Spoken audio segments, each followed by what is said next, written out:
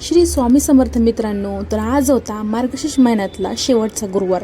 तर आज होतं मार्गशीर्ष महिन्यातल्या महालक्ष्मीचं उद्यापन. त्यासाठी आरतीची तयारी केली होती आणि आरती चालू होती.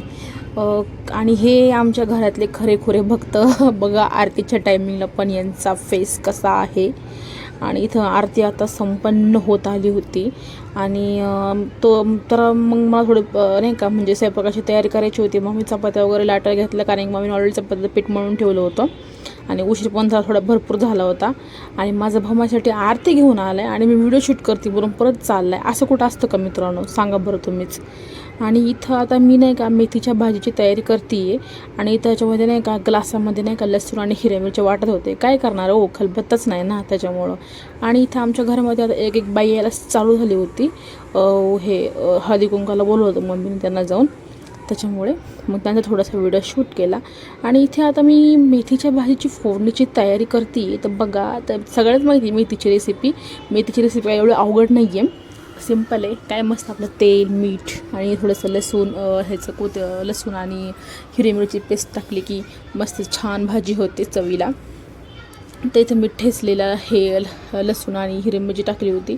आणि इकडे ह्या ताईंचा नाही का व्हिडिओ शूट करत होते, पण त्यांचा व्हिडिओ शूट करण्याच्या नादामध्ये माझी मेथी जळून गेली. सॉरी माझ्या मेथीचं मसाला जळून गेला हो. मग काय त्याच्यात पटकन मेथी टाकली मी आणि मग मेथी अशी हलवून त्याच्यामध्ये पाणी भरपूर टाकलं, कारण की मला मेथीची सुकी नाही आवडत ना, अशी पातळ मेथी आवडते. या मेथीचा रस्सा आहे ना, शेंगदाणे टाकून इतकं भारी लागतो ना यार, खरंच खूप छान लागतो. एखाद्या सूपला मागं सारल इतकं छान लागतो. आणि मग काय मस्त हिरवीगार अशी मस्त माझ्या मम्मीने कोथिंबीर आणली होती, ती चिरली. आता म्हटलं तर वरणाला फोडणी देऊया चला. मग काय इथं मस्तपैकी वरणाला फोडणी वगैरे देऊन घेतली. वरण जरा मम्मीने डाळ जरा जास्तच घातली होती, त्याच्यामुळं त्याच्यामध्ये मला भरपूर प्रमाणात पाणी पण थोडं वतावं लागलं, कारण की घट्ट डाळ काही जास्त आवडत नाही, थोडीशी पातळ डाळ आवडते.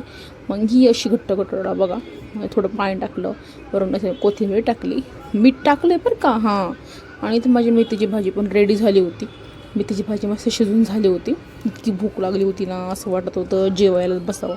त्याच्यानंतर मग आमच्या घरचा भैया आला. मग ते सांगून मस्ती चालू होती. मग काय त्याला मला आवडत नाही शूट वगैरे केलेलं, म्हणतो बघा ना भाभी काय करू ये. आणि इथं बघा कसा अंधार पडला आहे आणि आम्ही अंधारात जेवायला बसले. काय करणार हो, लाईट गेली ना, घरच्याने लाईट बिल नाही भरलं वाटतं. नाही, जोक केला बरं का, असं काही नाही आहे. लाईट गेली ती, पण भूक लागली होती, काय करणार.